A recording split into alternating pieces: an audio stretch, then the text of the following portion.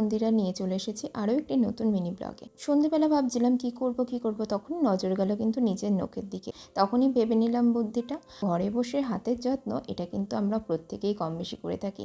এই কারণে আজকে আমি আপনাদের সাথে এই ভিডিওটাই শেয়ার করছি। প্রথমে নেল কাটার দিয়ে ডান হাতের নখের বেড়ে যাওয়া অংশটাকে ভালো করে কেটে নিলাম। এরপর বাঁ হাতের নখটাকে একটা ফাইলারের মাধ্যমে শেপ করে নিচ্ছি। এখানে আমার খুব বেশি শেপ করতে সময় লাগে না, কারণ খুব সামান্য পরিমাণে কিন্তু নখগুলোকে হালকা করে কেটে নিয়েছি। এরপর হালকা গরম জলের মধ্যে খুব সামান্য পরিমাণ শ্যাম্পু দিয়ে জলের মধ্যে ভালো করে প্রথমে হাত ভিজিয়ে রাখলাম, যাতে হাতের চামড়াটা খানিকটা নরম হয়ে যায়। এরপর শ্যাম্পুর জল দিয়ে ভালো করে হাতটাকে পরিষ্কার করে নিলাম। হাতটা হালকা গরম জলে ডুবিয়ে রাখার যে শান্তি, সেটা কিন্তু বলে বোঝানো যায় না। একবার হলেও করে দেখবেন, কী যে আরাম, কী যে শান্তি, সত্যিই বলে বোঝানো যায় না। এরপর নখের মাথাগুলো এবং হাতের তালুটাকে ভালো করে ঘষে ঘষে পরিষ্কার করে নিলাম। আপনারা চাইলে ছোটো ব্রাশের মাধ্যমে করতে পারেন, কিন্তু এখানে আমি ব্রাশ ব্যবহার করিনি, হাত দিয়ে পরিষ্কার করে নিয়েছি।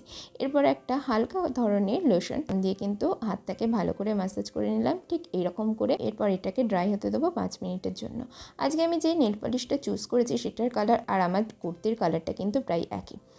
ছোটোবেলায় যেমন করে নেল পলিশ পরার আগ্রহ থাকতো, এখনও কিন্তু সেটার কিছু কম হয়নি।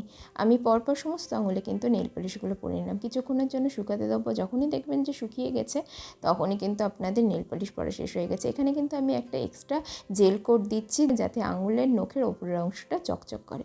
আপনারা কিন্তু এটা দিতেও পারেন, চাইলে নাও দিতে পারেন। আমার কাছে ছিল, এই কারণে আমি ব্যবহার করেছি।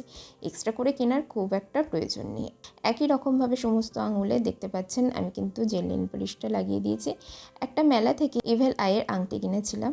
আংটিটা কেমন লাগলো অবশ্যই আমাকে জানাবেন।